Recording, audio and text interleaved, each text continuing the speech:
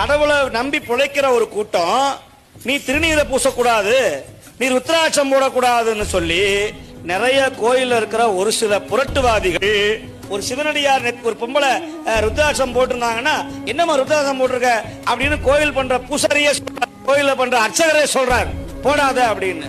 இந்த அம்மா சொல்லுது என்னங்க ஐயரே சொல்லிவிட்டாரு அப்படின்னு கழட்டி எறியுது. இது எங்கேயும் இல்லையான்னு சொல்லுங்க பாக்கலாம். ஐயா, சிவபெருமான் புகழ வளர்த்த வேண்டிய நீ என்ன பண்ற? சிவனை கும்பர வரதே பெரிய விஷயம். நீ ருத்ராட்சம் போடாத, திருநீரை பூசாத. எத்தனை பெண்கள் ருத்ராட்சம் போடாம குடும்பம் நடத்தலையா? இல்ல வாழ்க்கையில உயரலையா?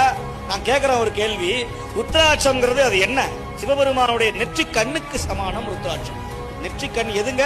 நெருப்பு. அந்த நெருப்பை நீங்க மார்பிலையும் கழுத்திலையும் தலையிலையும் கையிலையும் போடுகிற பொழுது அந்த நெருப்பு உங்களை பாதுகாப்பாக இருக்க வைக்குமே தவிர உங்களை எந்த காலத்திலையும் கீழே விடாது.